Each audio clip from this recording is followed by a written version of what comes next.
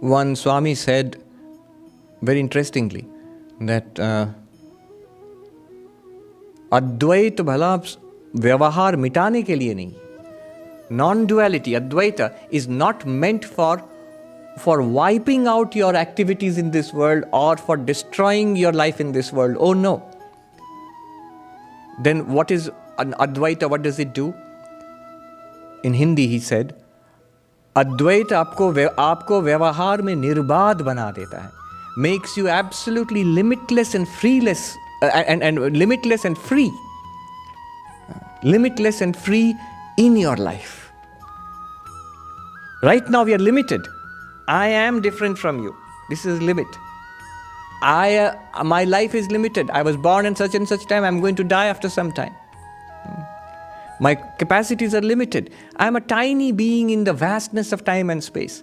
What Advaita does is, it shows you the entire vastness of time and space is nothing other than you. You are the infinite consciousness in which the entire universe appears.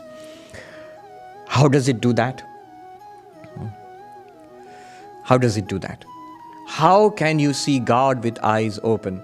Kabir, he says, Khule nain dekhu sahab ko. I shall see my Lord, my beloved Lord, with open eyes, not just in meditation, with open eyes. Sri Ramakrishna says, Chok bando kurli tini achin, chok khulle tini nahi. You can see God only with closed eyes. You cannot see God with open eyes. What kind of God it is? That if just closing the eyelids, then only God is there. If you open your eyelids, God goes away. It's a very weak kind of God. Can't you see God with open eyes? This seeing God with open eyes, which Sri Ramakrishna talks about, this seeing, Sahab ko dekho khule nayan, with open eyes do I behold my beloved. That is Kabir. So how do we do that? The answer is, Gaudapada says, Viveka. What is Viveka? Look at the answer given by the yogi. The yogi says Samadhi. The Advaita, non-dualist, says Viveka. This spiritual discrimination, Sri Ramakrishna said, always discriminate, separate the eternal and the non-eternal. How do you do that? Gaudapada says, even the name Vivekananda, that comes from that, Viveka. Viveka is the peculiar method of non-dualism. There is a beautiful verse to Vivekananda, which goes this way. Anitya drishyeshu vivichya nityam tasmin samadhatta ihasma leelaya viveka vairagya vishuddha chittam yoso viveki tamaham namami. I salute that Viveki, the one who has Viveka. You see, the word Viveka is common in Indian languages, in Bengali or Hindi. There it means conscience.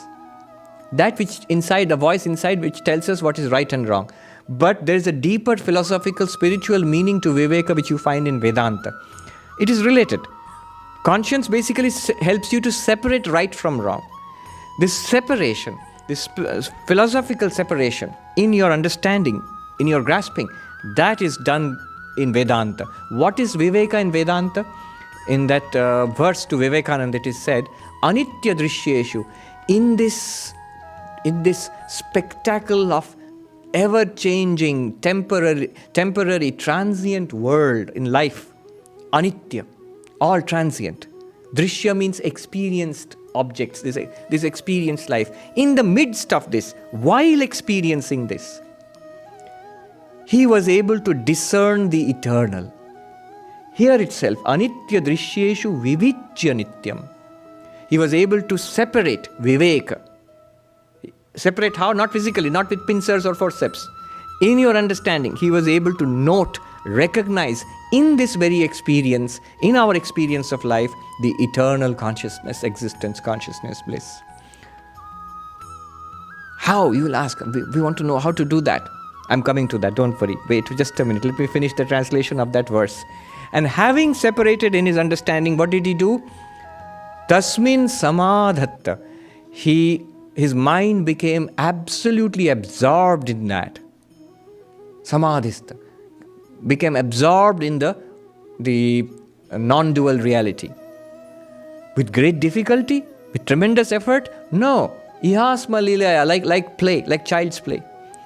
Why is it so difficult for us, and why was it like child's play for Vivekananda? The next line says, Viveka Vairagya Vishuddha Chittam. The mind which is purified, prepared by Viveka, this philosophical insight, and Vairagya, dispassion. Go back to what Sri Ramakrishna said. Continuously discriminate between the eternal and the non-eternal and have Vairagya for the non-eternal. So that is where the shoe pinches for most of us. Even the understanding is not so difficult, but then letting go is a little difficult.